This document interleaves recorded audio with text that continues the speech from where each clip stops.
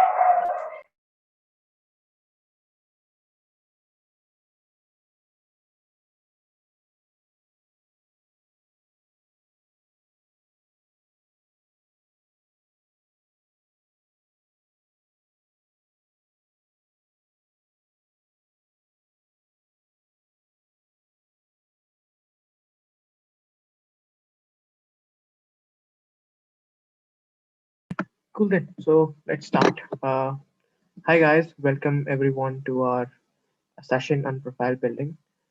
We thank Ramjas College for collaborating with us for doing this wonderful session. So I welcome our two speakers, Devansh and Yash, to give us a short introduction. Yash is currently pursuing his Masters in Management in London Business School and has even grabbed a KC Mahindra scholarship. He has always been a startup enthusiast and a lot of product management internships. And coming to Devansh, he has also grabbed an admit at LBS for the MIM degree, and he is a student, has been a student at Delhi University. So before I go ahead, probably I can give the floor to the speakers to probably speak about the journey, how was the journey, how was preparation, and we can take that thing forward from there itself. So Devansh, probably you can go at first, and then probably Yash can join in. All right, sure. We can do that. So, talking about my journey, guys, first of all, thank you, ForeignAdmits and the Placement Cell of Ramjas College for organizing this. And a big shout out to the entire student cohort of Ramjas for letting us take your Sunday evening. I hope we'll make this session worthwhile for all of you. Now, my journey started like I took up commerce in my senior secondary school, which was followed by my BCom honors degree, which clearly showed to me in a very early stage of my career that I had a particular interest in the field of finance. So, in order to dig in deeper into that, I joined some college societies in my first year, including the finance and investment cell, gathered some perspective on it. But something that really changed the way I started seeing myself in terms of the career I wanted to pursue was during my first internship at KPMG, where I was performing the investment banking functions of mergers and acquisitions, and I was directly related to the automobile industry in that particular aspect. Talking about the automobile industry, that job showed me that the automobile industry in India has unlimited future prospects in terms of being one of the largest markets currently and still lacking in the electric vehicle space. So this kind of sparked my interest into getting into that industry, and and also particularly consulting and investment banking, because mergers and acquisitions from the Big Four's perspective is a mix of consulting and investment banking both, because you're consulting the companies involved in the M&A deal about how to go about the deal, and also providing a detailed analysis on the financial statements which are involved in such a deal. So, in order to pursue this particular field further, I interned at Ernst& Young during my second internship to gather a bigger experience in the backend job of consulting. So, I performed the risk advisory functions in the Indian aviation space. Now, through these two internships, what I gathered, I spent a lot of time thinking about how I see myself in the next 5 years or in the next 10 years. And this, in some way, you know, uh, developed a perspective in me about how I should probably go about my further career. So I thought that I would finally want to be an entrepreneur, probably. But before that, it would be very important for me to gain experience in a large multinational, working in probably the consulting space, so as to gain exposure in different industries. Now, my college particularly did not offer me some placements in the front end office of the top consulting firms, including the MBBs, which is why I chose to move to London Business School for the Masters in Management degree.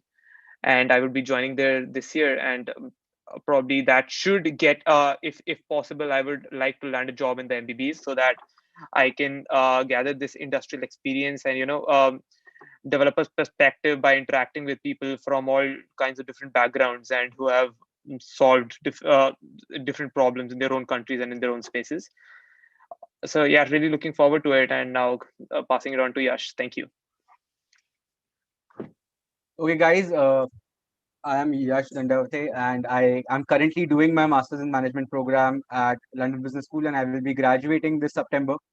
So before we go forward, guys, please turn on your videos. It would be great so that I and Devansh can interact with you and see your faces about your reactions regarding what we are talking and if it's relevant to you.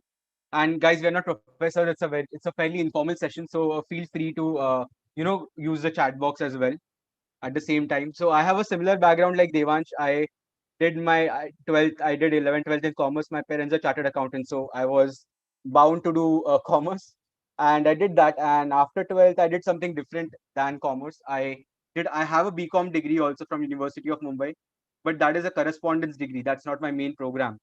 I did a 3-year full-time diploma in entrepreneurship from a very new school. So my school is just 1 year older to, like just 1 year old. Where I was the second batch from the school, there were no placements. It was a new concept. It was a very experimental 3-year program, entirely focused about building startups. So that's exactly what I did 3 years of my undergrad. From year one, we started thinking about ideas and building MVPs, and by year three, almost 50% of my batchmates had their own startups or went on to expand their family businesses. So my journey was a little different and little probably what you don't see traditionally. And to take you through it, I started my 11th and 12th at a commerce college in Mumbai. The system is colleges, so we don't have a high school. We call it a junior college, to be precise. A lot of you might see that in memes, but that's what you call it in Mumbai. So when you do a junior college, right, we have student council elections, and I don't need to tell you they are not as like rampant as Delhi Delhi University elections, but yeah, they are big. So I stood for elections. I was very big into theater, drama, public speaking, extempore. So I thought that probably if I speak, okay, I speak good. Second, I have a lot of friends, so maybe I should give it a shot for cultural council.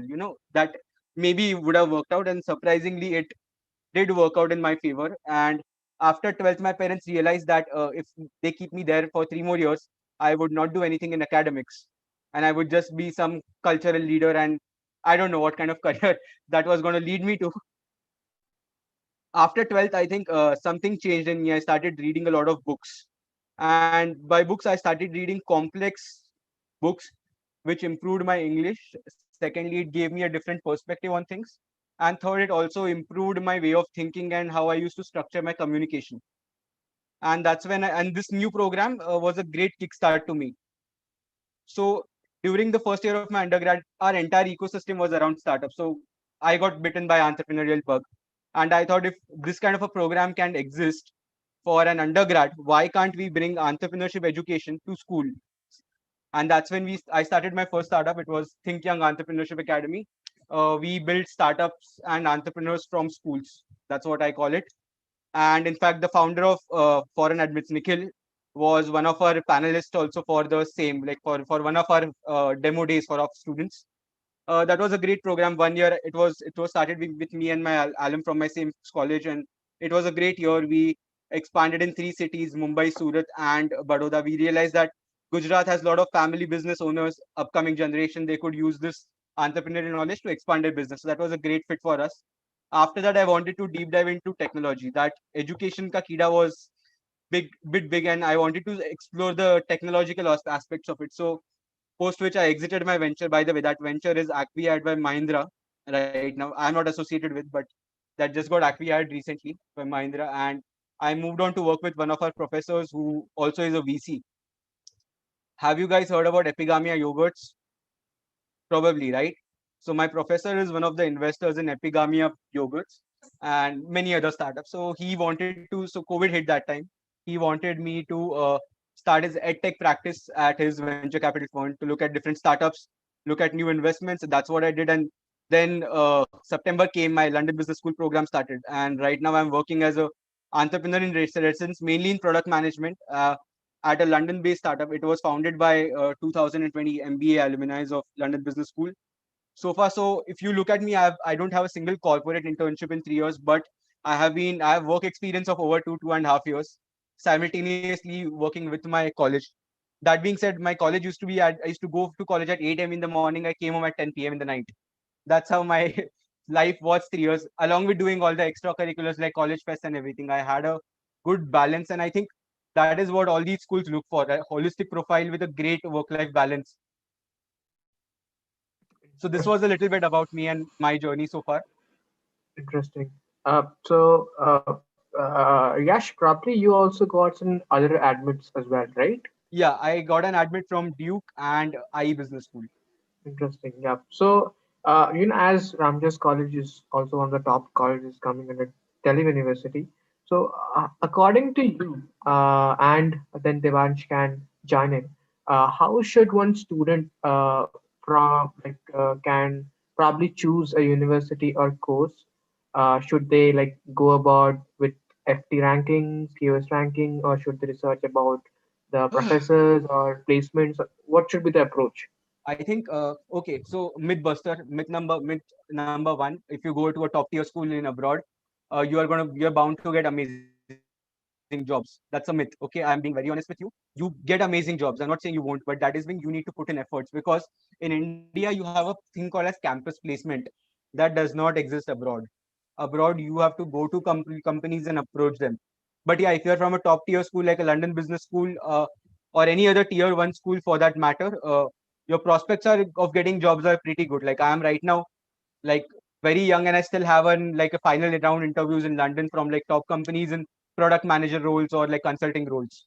So that is something which you can get. But going from a perspective or looking at colleges from the perspective just of getting jobs, or that job college will help me get a job, is a very wrong approach taking towards colleges.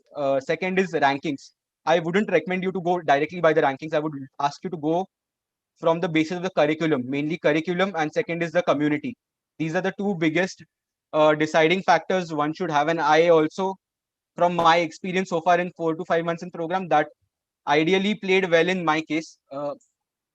In some parts, like the community, it played great. Like I love the community; it's very helpful. All smart people. Like in my undergrad, I used to be rank one in my institute throughout the 3 years. Here, I'm barely surviving with a B grade. And trust me, like I got a 94 on 100 and I still have a B grade. So because it has a percentile based curve, you need to be on top of the class, and you're competing with peers, like the most brilliant minds in the world potentially. So yes, that is one aspect to it. Like, so, and regarding the curriculum, it didn't play that well for me because I am a person, I don't like finance at all, and LBS is the world's best school for finance. So I potentially made one mistake just going by the brand name. Although yeah, curriculum and all is great, but finance is not something I was looking to deep dive into. So that is one honest feedback from my side. Look at the curriculum, talk to as many as alumni as you possible to get a realistic overview of what you can expect from the school. Do not just go by the placement reports. At the same time, you also need to look at the curriculum. Are those the topics you want to learn? How they are taught? Maybe look at some sample lectures which are uploaded on YouTube by the university to look at the professors. So this was one way I potentially get a chance would approach again the same process. Okay, and Devansh, what what are your about thoughts on this? Yes. So as Yash explained, I guess a very proper type of explanation in this entire aspect. First of all, that yes, foreign institutions do not have anything known as a campus placement. So if there's a company that is coming to London's Business School, the same company is also going to Imperial College, to University College London, and all kinds of colleges. So you need to be the top among the top of the candidates in order to even land a placement in any of these companies. just going by the college ranks. So obviously, it is never a good idea to go by the college rankings, because even if your college is at the top of the rank scale, probably even Harvard Business School, they would not help you land a job in the particular company and in the particular city if you want, because these companies, if you're talking about probably the MBBs, they take in not more than 3 to 4 people from London Business School for the London office every year, from a cohort of more than 500 people. So you can imagine the kind of competition this entire thing has. Now, talking about the degree, yeah, in order to select a degree, I know there are a lot of options when you're talking about the early career programs, including the Masters in Finance, Masters in Management. Then there are new programs popping up like Masters in Data Analytics, etc., etc. Now, in order to consider one of these degrees, it's important to understand which is particularly your future goal. So if you've already finalized on what you, in which direction you want to go in, probably if that's finance or if that's economics. So I would always suggest you to go for a degree which gives you a more specific and a more streamlined approach into that particular academic field. But if probably you're not really sure about what is the field you want to pursue when you go further about it, it would be great if you take up a general degree like the Masters in Management or the Masters in Business Administration, the MBA program, because these kind of degrees give you an overview into the different aspects which one can see, including probably the luxury goods market, the consulting space, the investment banking space, private equity.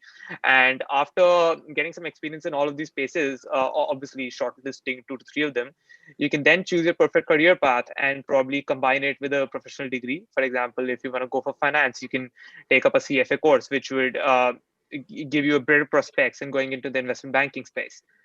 While choosing an university, what particularly in my case was location was a very important aspect for me, because as you would have heard people from the top universities talking about, you don't really remember what you study in your master's degree. After 1 month, you've forgotten everything. So the thing that really matters, why is probably London Business School different from any average business school down the world, is because of the kind of network that you're building out there.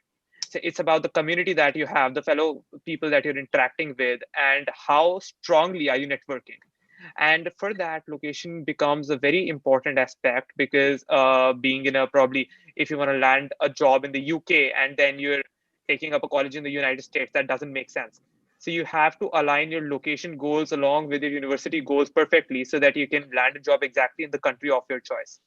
Also, in this location space comes the part of being in a large city, which I would say is something that if you want to network extensively, like probably being in a city like London or New York, you're not just restricting your networking to the people of your own college. So I got an admit to INSEAD as well, and this was a very important aspect that I chose LBS over that, because INSEAD is located in Fontainebleau, which is a town in France, with just INSEAD as the only university out there.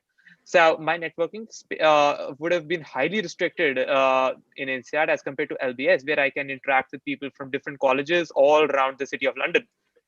The next thing very important are the kind of professors, because you're gonna be you'll be researching with the professors and being directly with them throughout your course. They'll be assisting you even when you're directly involved in probably collaborating with companies and during your internships during the course of your master's degree.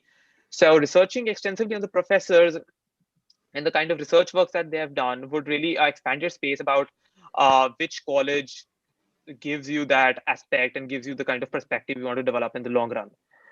The next part about this would be, which is very important to most of us, I agree, is the placement part. So you got to research on the kinds of companies, if they visit the campuses that you're targeting, what are the job profiles those companies are offering, because it is often true that the companies which are considered dream companies do come to a campus, but they're not offering the profiles which you want to go in, because it might be that JP Morgan Chase comes to a campus and does not offer a job in the M&A space, so you might not want to go with that company in this regard.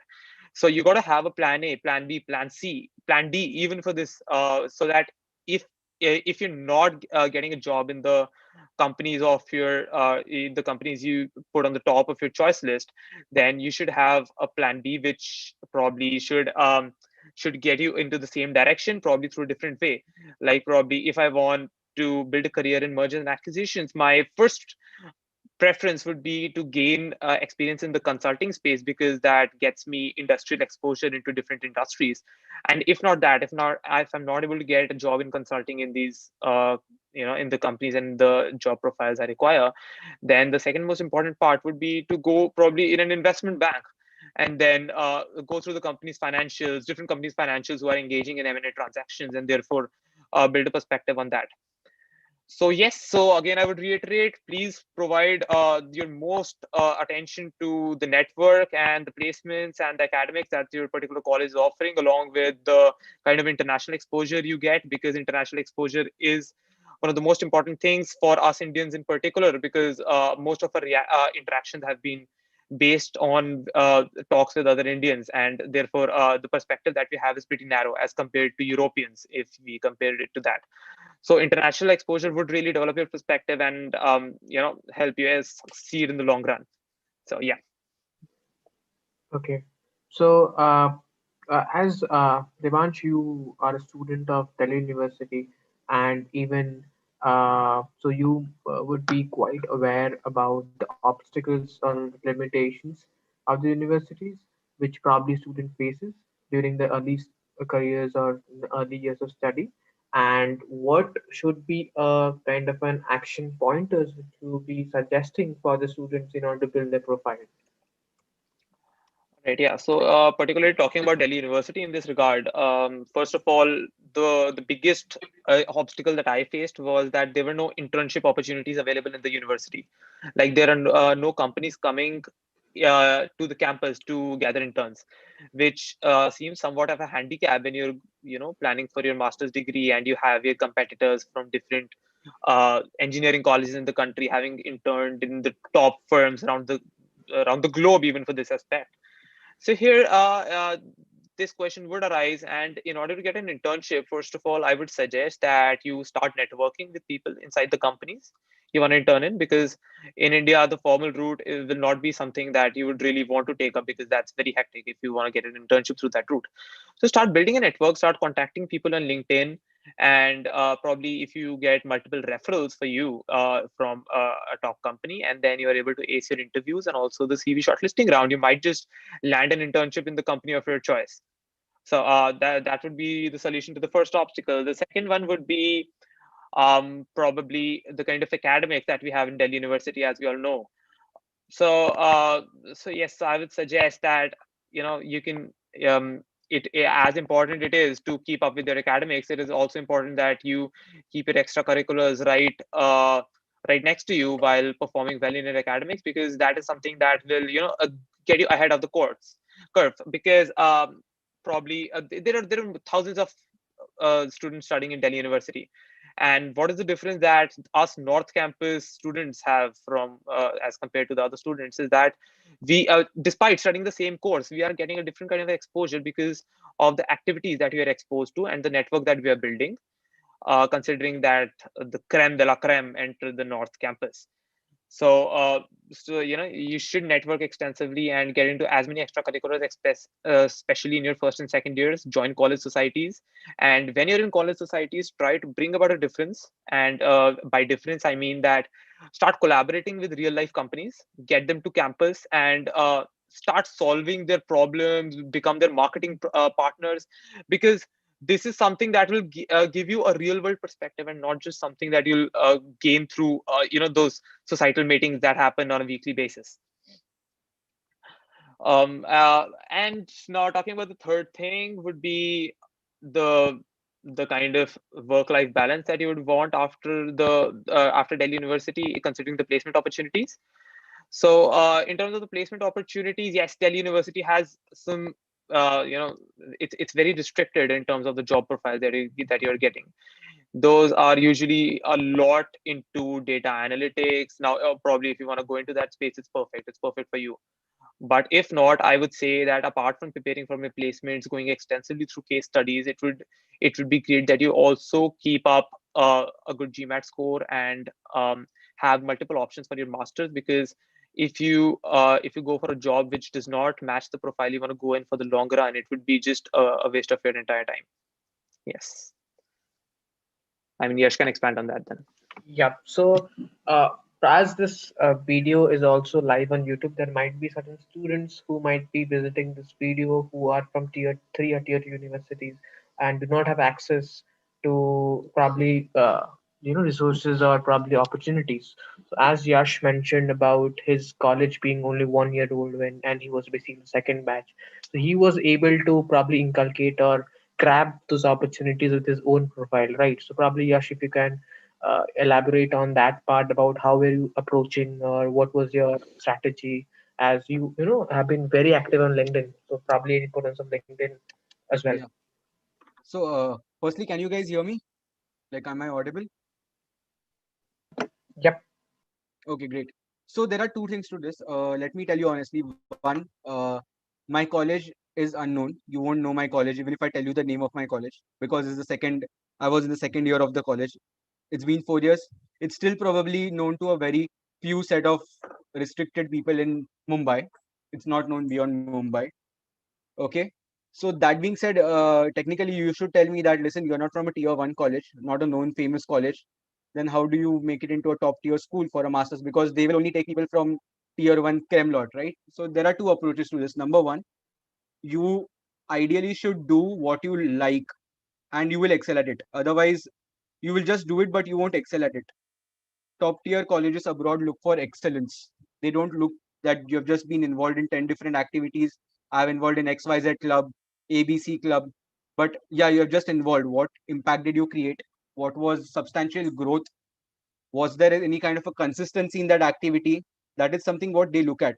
So rather than looking for activities just so to build up your profile, I would ask you to look at activities, pick one or two good activities where you excel and you actually create some substantial impact. And there is a growth within this consecutive growth throughout the 3 years in that activity or the thing you're doing. Because, for example, in my case, I was I was allocated like from there is something called as BMC, which is Bombay Municipal Corporation. They run community and public schools for underprivileged students in Mumbai. So in my first year of undergrad, we had a module called as social responsibility, where we had to go and teach in an NGO, do some activity. And so I picked this NGOs. I thought like teaching, okay, my grandfather was a teacher, so maybe I might have it in my genes. Just let's give it a try. And that was something I found myself to be passionate about. So by the time I finished my college, from being a professor to a class of 25 underprivileged kids, I was running an administration of 5 schools with like 50 teachers working under me for like my entire third year. So that's the kind of scalability. And it was the same project. We scaled it from one school to a team of 10 to 5 schools to a team of 50, teaching over 500 kids. And we changed the curriculum. We got cited in international magazines and all the different kind of accolades from an institution. And that is something what I called as a growth. You don't may not need to do 100 things to build your profile. You may not want to indulge in brands, but what you want to do is where you can indulge in places where you think you can do substantial impact, and that will only come if you like doing that and you're passionate about it. Now you will ask me a question that, Yash, how do we find what we are passionate about? Okay, there's no one way to do that. That's the only way to do that is explore. So in the first year of your undergrad or second year, you maybe just want to utilize 1 month to see if you like product management. 1 month just indulge in some company, 1 or 2 months, and see if you like marketing.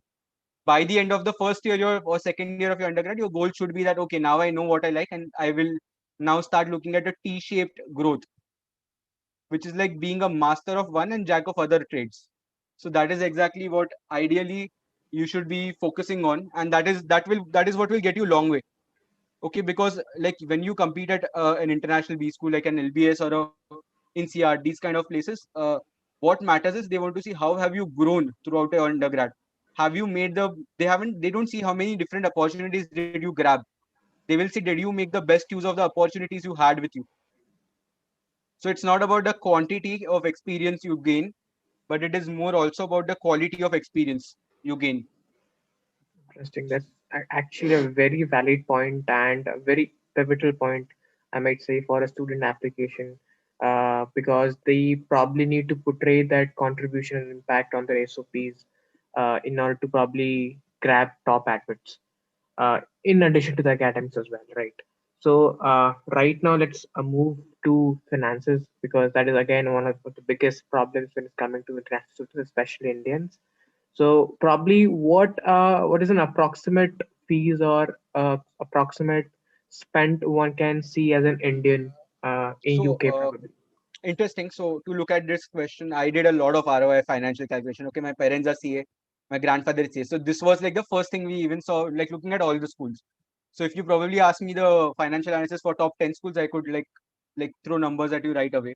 To talk specifically about London Business School, I would say your cost will be 50 lakhs for the whole academic year, including your stay and your food and all other partying, everything like your academic experiences, traveling, everything combined would be like a good experience would cost you around a 45 to 50 lakh range. That is what it will cost you for sure.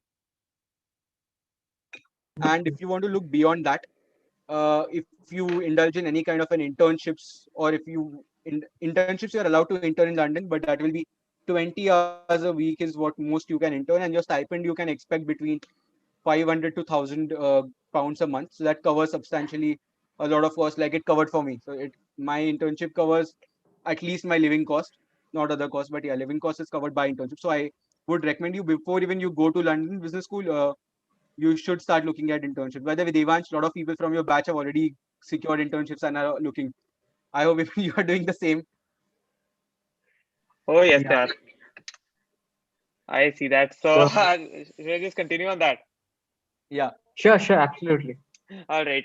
So the finances, first of all, I perfectly agree with Yash. So I'd done a lot of research on that before applying. So what would be the approximate finances that it would cost me? So yes, for a 1 year management program, be it at London Business School or INSEAD or any places, approximately about 50 to 53 to 55 lakhs Indian rupees.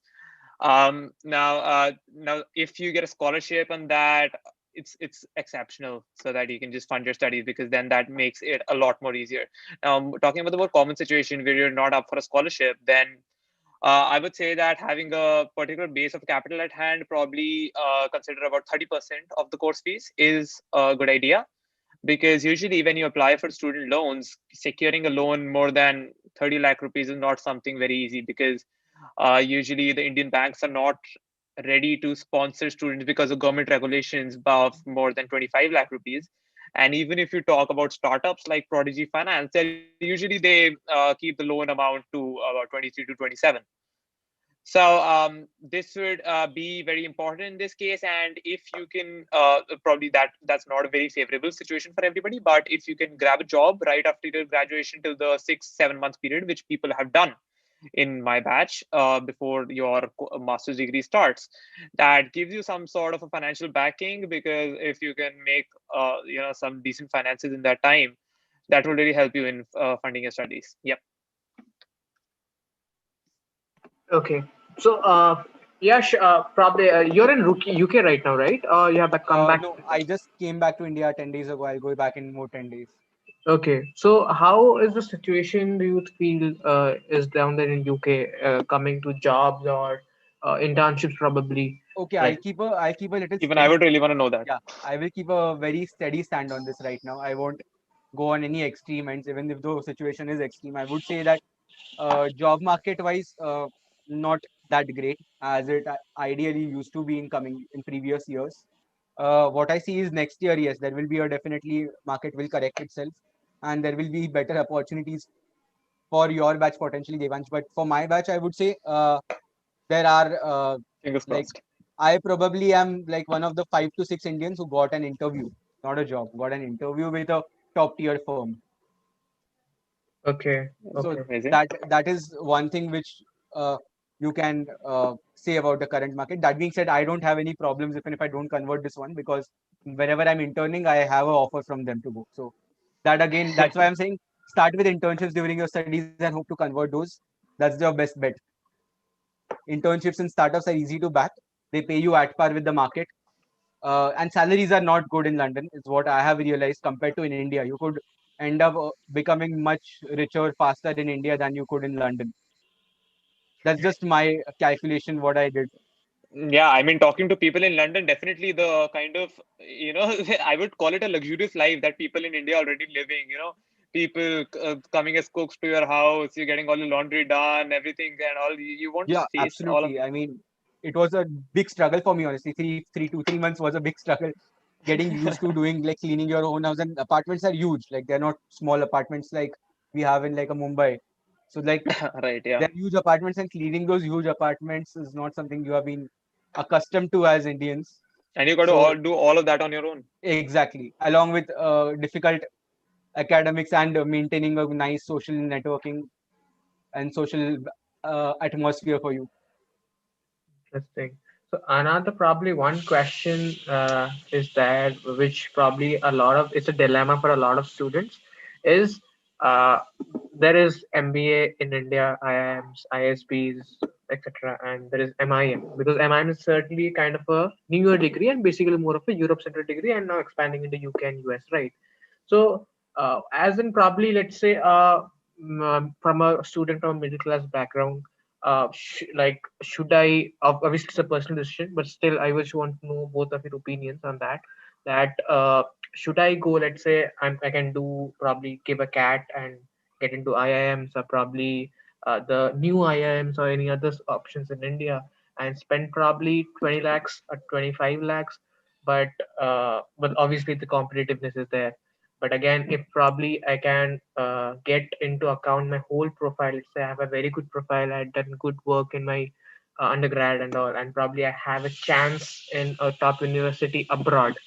So if that's a decision or that's an option you to people get, then what would be your approach? Let's say. I think I was on the same stand, and I think I can answer this question very well. Okay, guys, being very honest, if you can score a 99.5 percentile above in CAT, I would ask you to go for CAT over a GMAT and go to a top 5, top 10 college, have a good 2 years of MBA, and go through a structured campus placements and get a job in India, and you probably are settled for next 2 to 3 years at least, where you stay in that company, and then growth trajectory purely depends on you, how you do well in the company and how you grow.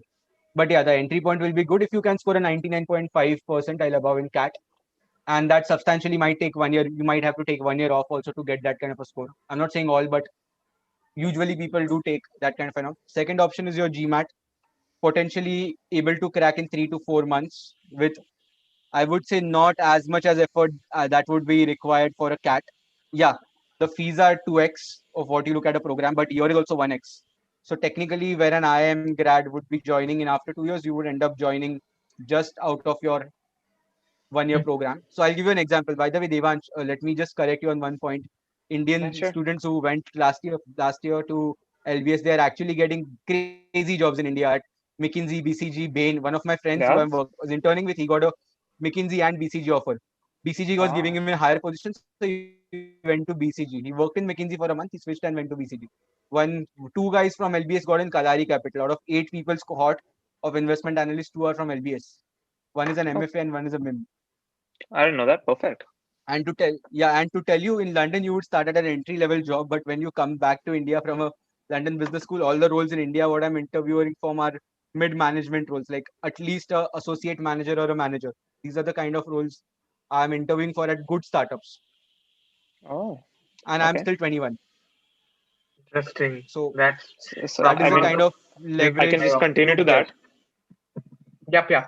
Continue. Yeah, all right. I would like to differ a bit on the CAT versus GMAT thing. Like, even if you can get a probably a 99.5 percentile, first of all, let us realize that in IM, the thing that we're going to study after getting even this percentile, even if it's IM ABC, because I'm just going to talk about these three B schools if we are comparing it to the top B schools abroad. So the kind of course is called the Postgraduate Program in Management, PGPM. And PGPM is not exactly an MBA. The MBA that the IIMs offer is Yes. called the PGPX. So PGPM is essentially an MIM, which we Indians self-declared as an MBA. Now, why I would say that, first of all, if you check out the world university rankings, in every, you would find IIM ABC's PGPM degree in the MIM ranks and not the MBA ranks. So second thing, if you check out this year's current IIM Ahmedabad's placement report, it is about some average of 23 lakhs as per what I recall.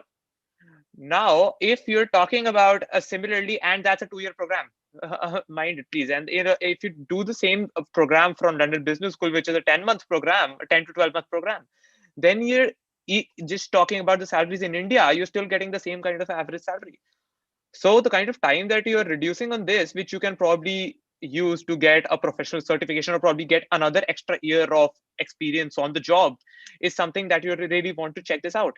And moreover, I would say that if you go to a top university abroad, the kind of doors that opens is much more any day than in Indian IIM.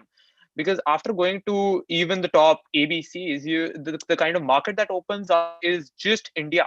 Because out of India you go, you won't even be able to land a job on an IIM degree. But from a degree from the top B schools abroad, you can get a job in actually any country around the globe, because they are recognized all over the world, considering that they have a student cohort which is based in hundreds of countries, even the countries you've never heard a name of. And the kind of network that these universities promote is somewhat so close knit that they want their ex students and their current students to provide opportunities and help their alumni rise to the top of the ranks. So if you go to any country, you'll find a LBS or an INSEAD alum who will be ready to help you out, who will be there in the top management position of a company and be able to guide you through the job granting process. So obviously, and if yeah, I that I agree is that the financial commitment required for an IIM is much less than if you compare it to a top B school abroad. But of course, you got to manage your finances properly. If you think that you can make, you can gather enough capital to go to a top B school abroad, again, a top B school, because if you're talking about the top IIMs, you can just compare it to the top 10 B schools around the globe. So if you can do that, I'd probably say that you can go for something more global, and probably an exam like GMAT, which would focus not only on your academics but also on your overall profile that you've built all through these years around your life. Interesting. I think Okay. to add on to what Devan said is like realistically, by looking at a pay scale. So since right now I'm recruiting and my cohort is recruiting right now, I could give you a very realistic idea in COVID times also what you can expect in Indian market. Mhm. Where okay, so let's be precise. I applied to precisely 15 places in India. Mhm. Like I got 12 interviews. 3 interviews I did not get because they needed 5 6 years of work ex. I got an offer from a big VC in Bangalore for a Mhm. role which requires 4 years of work ex. And I graduated this Jan from my undergrad. So these are the kind of I eventually had to go like forward, not taking that role due to some reasons. But that being said, in India, you could expect right now after LBS in this market, you could expect a salary or a CTC to be precise of anything above 17 to 20 range. CTC, your base pay would be anything in hand would be between 1.2 to 1.5 lakhs per month to break it down. And that's substantially more than what IIMs pay you. So average salary of IIM in this year is around 15 lakhs 70,000 something. If you cumulatively combine all the first 6 to 7 IIMs precisely. So that's You so see? LBS would pay you more. And that being said, in IIM, most of them are like engineers. You would see most of them are will be about 95% cohort will be engineers from some top tier engineering school. So and here in my study group itself at London Business School, there is one Italian girl who has done a undergrad in Chinese literature. She spent Mhm. 1 year in China. We have a chemical engineer. We have a Goldman Sachs ex investment banker, and we have a fashion designer. So this is a study group. All 5 people or 6 people in a study group, all from different countries. That's what improves and accelerates your learning at a different pace altogether. Absolutely, a kind of a cross-cultural I agree. learning, Yeah, which international education will provide to a student. Yeah. So, okay. So probably we are open to questions, but before that, I just will break one myth which I recently got to know by talking to a lot of IIM students, is the pay packages or whatever you have heard highly or inflated. sorry. They are highly inflated. Exactly. Yes. And most of the packages are offered to more experienced people and freshers. If you people or if a fresher has done excellent, probably internship or good work, then they are probably able to get a job or get an opportunity in the summer internships. but again they need to hustle during the 2 years of study and probably get another interview during the final placements. That is one thing you guys have to look at if you're even planning for IIMs, that do not go after the placement reports. They are inflated. All of the schools probably placement reports, even undergrad schools placement reports are quite inflated. So talk to people who are already studying there in that school or that college. Get a kind of a understanding about the real scenarios and take a decision forward. Yeah. And to continue on what Saurav said, I'll just tell you what exactly is a CTC mean. Okay. When an IIM is hired on a CTC basis, a CTC includes joining bonus because I mean, if you recruit in IIM Ahmedabad, for example, not everyone is getting a job in Ahmedabad, right? They're going to be located and like jobs are going to be distributed across the country in different locations, correct? So for that, there is something called as a joining bonus. Then there is a relocation bonus just so that they can pay the rent for first 2 3 months and pay the deposit for a new house where they relocate. Then there is something called as like a vested amount, let's say like a 10-20 retention amount, which is vested over 3 years. So they can claim that 10 to 15 lakh amount only after 3 years of service in the company, which is very rare these days. So when you look at a 20 lakh, 30 lakh package, really the base thing which comes in hands is less than 15 lakhs a month, 15 lakhs a year. Everything else is just like just to lure you and just buff up their replacement reports. Interesting. Okay. Okay, So I just read the thing on the chat by Dhruv Chauhan that IIMs give a diploma. So Dhruv, just clarifying, IIMs used to give a diploma some years back, which was called their PGDBM program, called the Postgraduate Diploma Program in Business Management. But this program is still active by the name of PGDM, but because they just gave a diploma, it highly reduced their competitiveness. So now they've started a degree program also. And the 2 year management program called PGPM is now a degree program. So just clarifying on that. okay. So guys, we are open for questions. So I believe the people might be having certain questions about your profile, about certain opportunities. So please feel free to shoot up in the chat window whatever queries you have, and we shall start picking up all those questions. I mean, we would love if you could turn on your videos and ask any Yeah, yeah. questions. So Just yeah. When you're asking questions, feel free to turn on your video so that we know yes, who we're talking to. that would make it more interactive. Otherwise, however you're comfortable with. Yeah.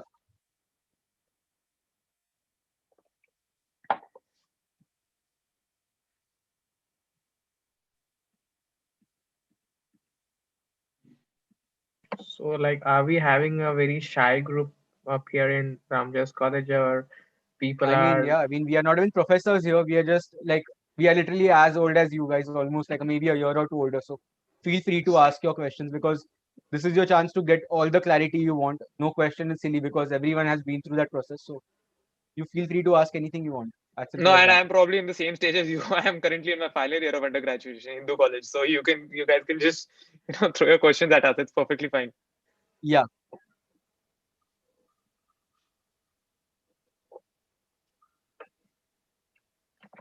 In the meanwhile, let me run a poll. See,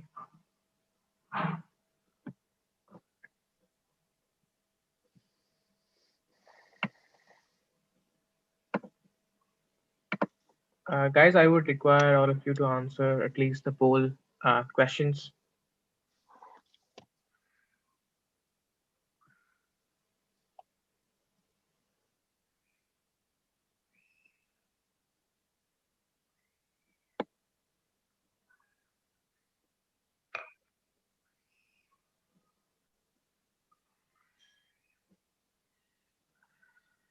Okay, probably it's the demographics of this audience is kind of bit skewed towards higher education in India. The kind of 56% approximately, or no, 45% approximately wants to do higher education in India, and the rest abroad, and 7% approximately job. Okay, interesting. I think it is interesting to see this, but just to tell you guys a little bit about why, like maybe I'm biased about it, but why choose an international education over Indian education would be all the jobs today, after 5 years down the line, these all the jobs are going to become global because this year has made it very simple to interact with global teams. That's why companies are rethinking and restructuring how they function. So in future, let's say 5 years down the line or 10 years down the line, you graduate from an Indian B school, you are likely going to become a country head or like a national head where you interact with a lot of international clients, potential international counterparts and big MNCs. And they don't know IIMs or they don't know your Indian B schools that well. But if they might know LBS, they might know INSEAD, they might know HEC or these B schools because potentially they would have been from these schools or like similar lines of schools. So first 10 years, maybe you will have a great career growth, but the more global the company becomes and more cross national transactions take place, the requirement for an international education and international perspective is going to increase substantially over the years. So an international education might not seem that lucrative compared to an IMA in a very short run, like maybe 2 years, but it is extremely lucrative when you look at 10 years or 20 years down the line. Absolutely. So probably people do not have any questions. Probably we're good to wrap up. Probably you two guys can have your LinkedIn IDs in the chat window, so probably they can reach Sure. out privately on LinkedIn. So, and guys, we are also having a community. So if there are any students from the early bachelor's, like first year or probably second year, even third year, people can join in. So we will be having a lot of profile building exercises. Let's say people, if someone is interested in product management, so we'll have certain product management sessions with certain product management communities and boot camps, midnight chat sessions, mentors, and so on and forth. So you guys can even join in. I will be uploading probably a link for the community to all the registered people. So cool then. We are good to wrap up. Thanks Yash, Devans for taking up some time. I guess Kashish, do you have a question? Yes, not a All question. right. I was just wrapping up from like the side of Ramdas College. Yeah, Thank absolutely. you so much, like to ForeignAdmits for coming today, and to Yash and Devansh for giving us amazing insights. And thank you for everyone for being like a good audience and everything. And hope you have a good day. Thank you for having us, Kashish, and thank you for inviting Saurav. Yeah. Thank you for inviting, guys. There is one question I saw in the chat. Does lack of work experience become kind of a barrier to your learning in there? At London Business School, I would say having some work experience, and by work experience, I don't mean like a proper job after you graduate. I mean maybe internships, maybe projects, having some hands-on experience on some kind of a technology or marketing or even content writing for that. Some kind of hands-on experience in any of management functions is great to have. If you don't have, maybe in some kind of a networking events or projects you might lack compared to those international students because they all work after as soon as they get 18 they literally are thrown out of their house and they start working, majority of them. So they have work experience and they do understand the things in practical way. And the way our Indian education is structured, like the boards, especially the universities, they are that's highly theoretical. So and theory world and practical worlds are poles apart. So having some kind of a practical experience, like internship, having your own blog, or like literally doing your own drop shipping store also on Instagram or something, it helps you.